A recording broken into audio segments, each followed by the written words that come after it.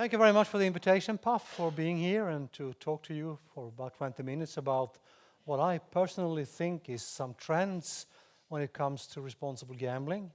And who am I to say something about that? Well, I have spent the last 30 years working with problem gambling and problem gamblers and their relatives and friends. I have spent more than 20 years in all kinds of cooperation with gaming operators, talk to regulators, talk to researchers around the world. So I have a bit of an overview, I have a bit of information about what trends are going on. I know a bit of what gaming operators and regulators are thinking about. And I think I will share those ideas and thoughts with you that I have around that. Our friend from Estonia said, what is responsible gambling? Well, it's a good question. I am not always interested in semantics and what kind of semantics means. I know that responsible gambling is important because I made a decision maybe 15, 20 years ago that if you want to know and meet gamblers, if you want to put a message out for gamblers, where should you put it? They don't read what the social welfare department talk about. They don't read what a psychologist in PTO speaks about. They are on the website, or they are at the gaming commissioner, they are at the retailer store, they are where the gambling is going on. And if it's possible to put messages out via operators to the gamblers, then you have gained some kind of knowledge, some kind of advantage in that area. And that's what I have been doing together with gaming operators, including Puff, for the last 15, 20 years. So that was a decision I made rather early and that I thought was really important. What has changed much of this is online. Gaming online have changed the landscape, not only of gambling, but also the landscape of what is responsible gambling and how should we work with responsible gambling to inform, to enlighten, to offer gamblers some kind of effectiveness, some tools, something that can help them to keep their gambling under control. Not maybe fun, not maybe not even interesting, but under control. So online games have changed a lot of things, and online gambling is accessible, it's fast, it's fun, and it's risky. In Sweden, there is a longitudinal study going on since 2007, isn't it, Jacob? And that's a really interesting study, and if you're a bit interested in what problem gambling is, what kind of prevalence rates we are talking about, what kind of people get problems with gambling, how they come in and out from problem gambling, and so on. This is a really interesting study, and lots of material is actually written in English. And to try to give some kind of hint about what is happening when it comes to prevalence rates and the risks of gambling, this is an odds ratio table that was constructed. So internet, all kinds of games on internet is more risky than any other form of gambling you can think of.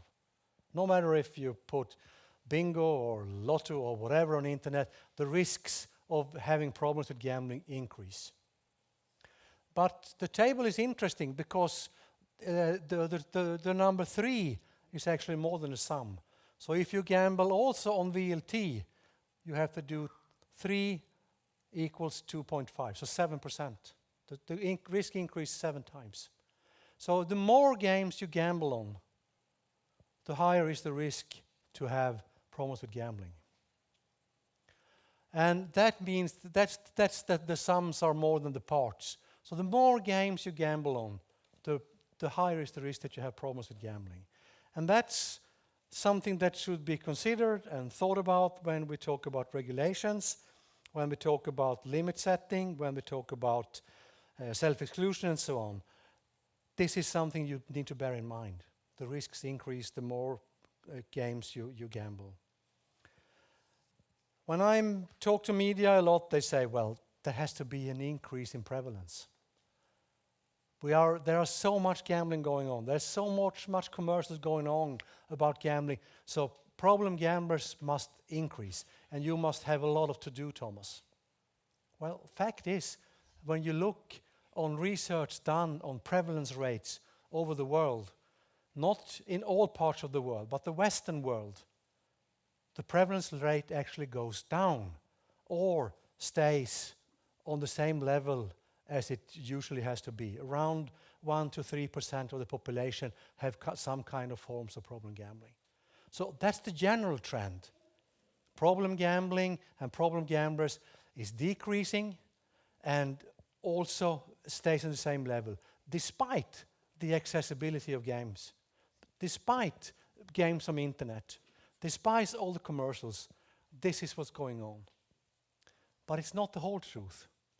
When you dig into these figures, you immediately find that what is actually increasing is the number of players having problem with gambling on the internet. So there is a shift from physical games or casino games online and all kinds that you do on live in all kinds of facilities towards internet. What also happens when you dig into this figure is that the average age of those who have problems with gambling decrease. And the speed of them getting problems, severe negative consequences from gambling with all kinds of things like economics, psychological, social, workplace, is going fast and things are happening quick for them. So the negative consequences for that particular group of players that get problems on the internet, the career, so to speak, of going from being some kind of normal player to having disasters from gambling is quicker than before. So internet is fast, it's fun, it's accessible, but it's risky. So what kind of trends when it comes to responsible gambling, despite all that goes on with technology and the things with the prevalence rate, and that the part of the population that gamble actually decrease? And as someone told this morning, the average age of all the gamblers goes up. That's also trends. That young people actually leave gambling and they probably go on gaming instead. They do something else than gambling. But when it comes to responsible gambling, there are trends as well. Trends that has been like bubbling in a champagne bottle, and suddenly things have exploded. What has happened and what has been done is that all things about smart limiting setting have changed. A couple of years ago, everything was fixed. You have to do this, you have to do that.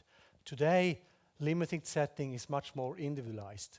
The player can choose themselves what kind of limit they would like to have, with time, with money, with self-exclusion.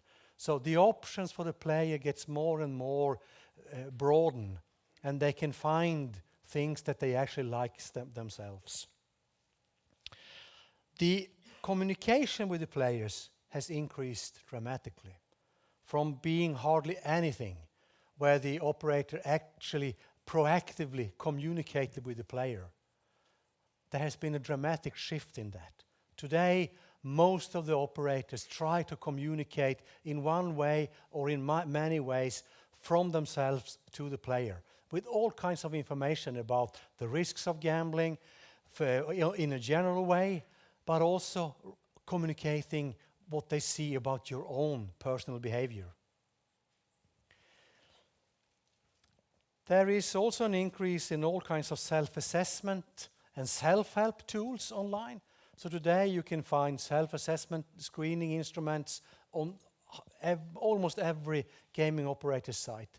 And those self-assessment tests, all in some kind or in one way or another, relates to giving you some kind of information where you can find help, how serious your problem is, and so on. What is also going on is that many operators today have some kind of behavior tracking system. And they use the big data that they have collecting about their players. They also use that big database to actually try to spot risky behavior among players and try to find out before the player even recognizes it themselves that you might have a problem in the future if you continue to gamble in this way. Lots of operators has that kind of behavior tracking systems today, and I think it is really interesting to see what is going to happen on that route. What has also have happened is that the training that the regulators talked about before the break, that staff training is a part of the license or some kind of a part of the license that the operator have. That training has been ongoing for many, many years. Staff training has been an issue for many years among operators. But what has happened the last years is that the operator starts to specialize the training depending on what kind of role you have in the company. If you are working with marketing, you need to have special skills about marketing and the consequences of marketing, etc., etc. So the training has gone from being very general to being more and more specific, depending on what kind of role you have among the operators.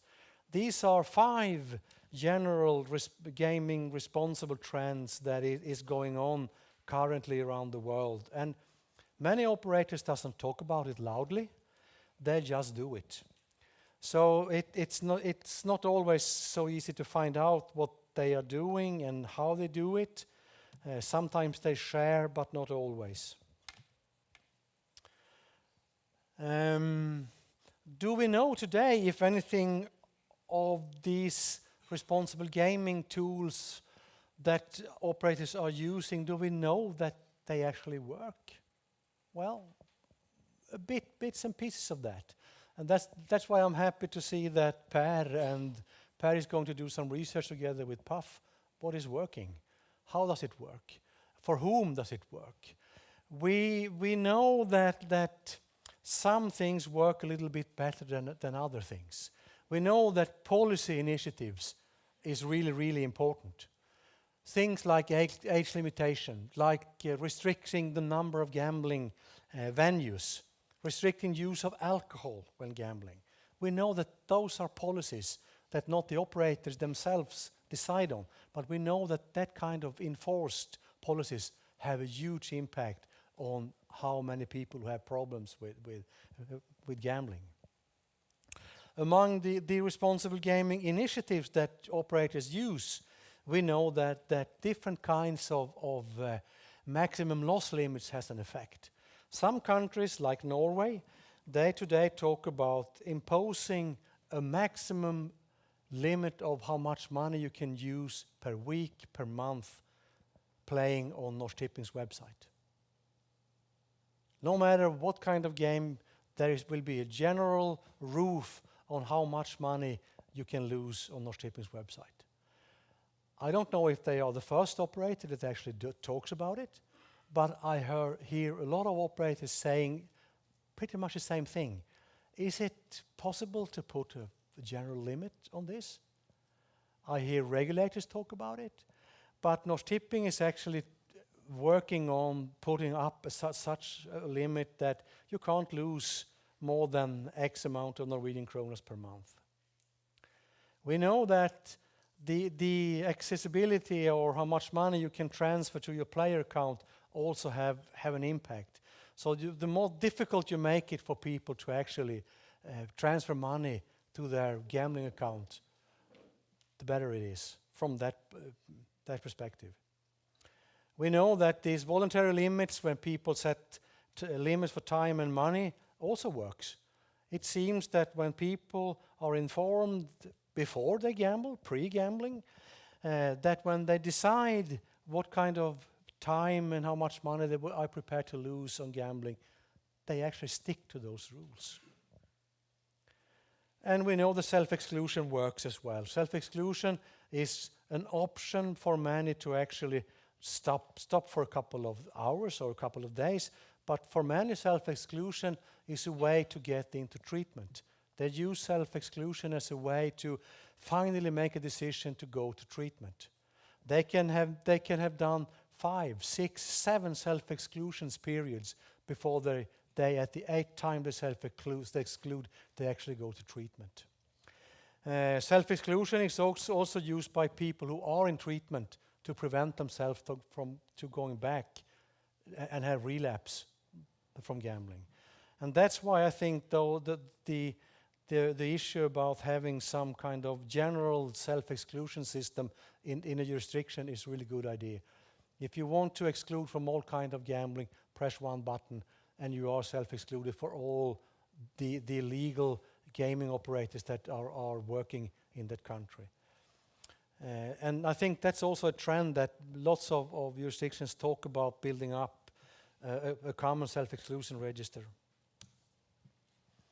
Here is a really nice picture. You will find it in, I think it's Williams et al. That has done this. I think it's hard to see actually, but you can get the picture afterwards. That they have listed all kinds of self-imposed or responsible gambling measures that actually have some kind of academical and research impact and seems to work. So you can go back. It was bad we have black current there. So some of these things actually works, depending on where you impose them and depending on how you do it, because it seems that execution is everything. Like this lady in the morning, Sille, talked about. It has to do with how you do it. So if you would like to help people to self-exclude, well, you can put a small little sign on that you can self-exclude, and no one will find it. But you can also promote self-exclusion as a way, and then suddenly things happen. So depending on how you do it, you can actually do it better or worse. But there are evidence that responsible gambling actually work, that responsible gambling has an effect on people's habits when it comes to gambling, but also on how they seek help when they need it and when they have problems with gambling. I think I talked a bit about that. I don't like to talk those overhead slides because my brain doesn't work linear. It works in a different way. But there are lots of nice things going on in a couple of jurisdictions around the world where operators are actually trying to see what is possible to do to help people to keep themselves in the limit. And I think that one of the most interesting things has to do with being proactive as an operator to your customer. To use your behavioral tracking system or any other system to actually actively contact players that you think have problems or that you know have problems with gambling. Approach them and talk to them and offer them help. Offer them the support to seek help, to decrease their gambling, to use responsible gambling measures within the operators. And I think that's a really interesting trend that is going on. And I think it's no way going back. I think there's no way going back for gaming operators today and regulators and owners of gaming operators and gaming companies to go back. Today, much game goes on online, and there will be more games online. Lots of people use cards, loyalty cards or obligatory cards before you can gamble. And that means that you as an operator actually knows what is going on. You can't say anymore, we didn't know. We couldn't do anything because we didn't know. You know. You know where they live, you know how much they gamble, what type of gamble they like, when they gamble, how much they win, how much they lose. You know everything. And there's no way back. That information should also be used to be proactive against the gambling customers.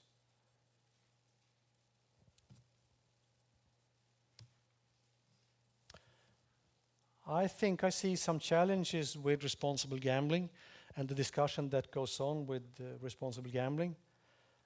I fear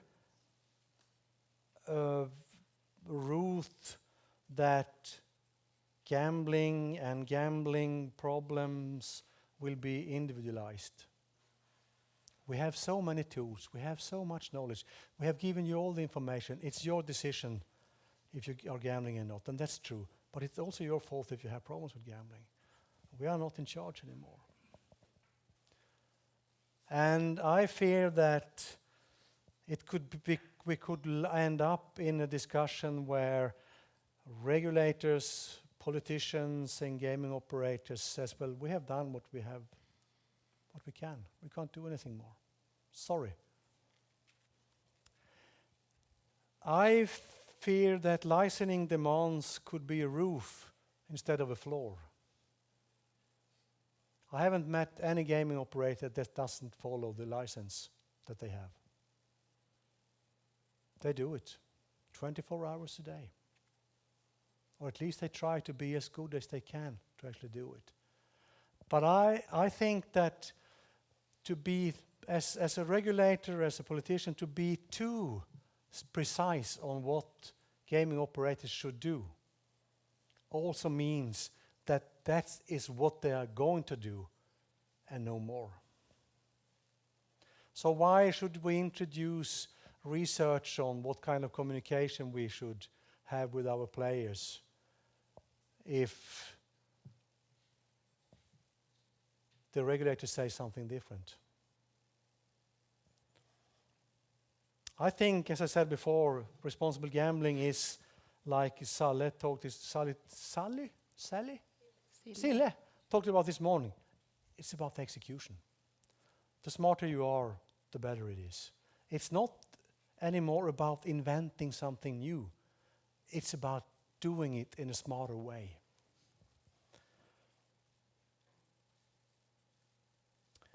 I also think that we sometimes listen too much to all things that comes from an audience that talks about Big Brother. Big Brother is deciding. Big Brother is saying that we should do this and should do that. I don't like it. It's a small minority of players and in the community that have that kind of view. And I think that group of people, we will never be able to satisfy them. They will always be there. And when we look on responsible gambling and how responsible gambling is introduced, if you ask the players before you introduce something, they usually are a bit negative, skeptic. They don't understand why, because I don't need it. But maybe my neighbor needs it, but I don't need it. But if you actually do it and you put it up and you introduce it, hands off. People like it if you have done it in a rather smart way. And as long as you don't point the finger and you put shame and guilt on the players, they say, "This is okay, thank you." So it's more about that, and I will stop now. Thank you very much for your time. Okay, a big hand to Thomas.